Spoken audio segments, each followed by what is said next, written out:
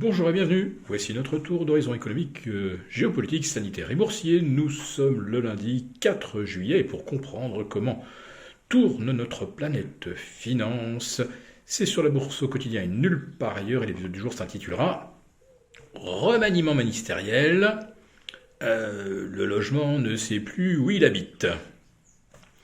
Alors c'est vrai qu'aujourd'hui, l'actualité boursière est relativement light, en l'absence des investisseurs américains en congé, puisque c'est Independence Day.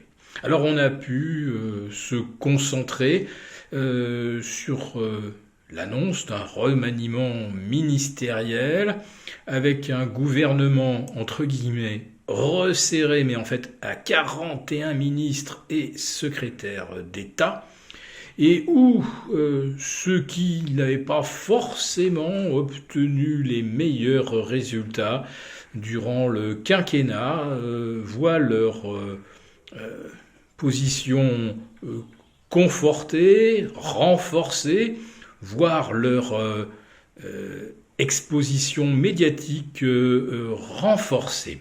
Mais parmi les grands absents du précédent gouvernement, il y avait le ministre du Logement, même pas un ministre, un sous-secrétariat d'État. Et là, on découvre aujourd'hui un ministre délégué qui va en fait devoir répondre de ses propositions à un N+1, un N+2, un N+3.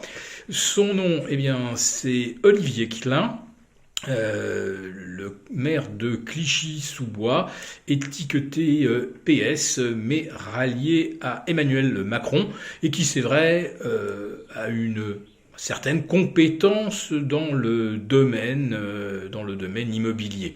Il sera quand même placé sous la tutelle de Christophe Béchu, vous savez, le nouveau ministre de la transition écologique et de la cohésion des territoires, mais aucune décision prise par Christophe Béchu ne pourra être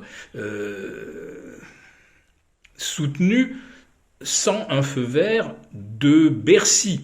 Et Bercy, évidemment, devra en référer à Elisabeth Borne, voire à Emmanuel Macron. Donc, nous aurons bien, effectivement, un nom référent pour le logement, qui est la principale préoccupation des Français.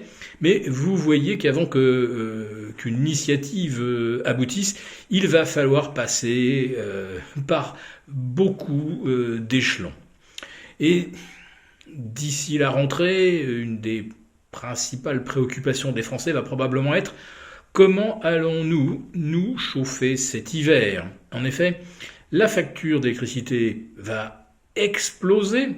Alors c'est vrai que pour notre production, ça se présente mal. Nous avons maintenant plus de 30 réacteurs sur 56 à l'arrêt, donc c'est plus de la moitié de notre capacité de production qui est pour l'instant neutralisée. On est à moins de 40% de notre pleine capacité. Alors évidemment, elle est théorique. On n'a jamais vu la totalité des réacteurs fonctionner à plein. Il y a toujours des maintenances, des révisions. Puis on n'a jamais eu à faire un pic de demande tel qu'on aurait dû tout faire fonctionner à 100%. Sauf que là, la France est devenue, pour la première fois depuis, je crois, 1985, importatrice de courant. Oui, la France a été constamment exportatrice pendant 27 ans.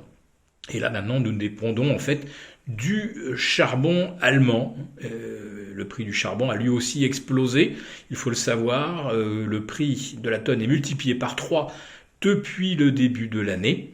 Et l'explosion du prix de l'électricité va tomber au moment même où on pousse au tout électrique. Voilà, les centrales au fioul, c'était pas joli. Enfin, les chaudières au fioul, c'était pas joli. Et les centrales, encore moins.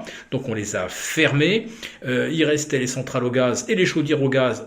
Ça, vous n'y avez plus droit non plus. Donc passez à la pompe à chaleur qui lorsqu'il fait vraiment très froid, un indice de performance extrêmement faible, ce qui veut dire que vous êtes obligé évidemment de faire marcher vos radiateurs électriques.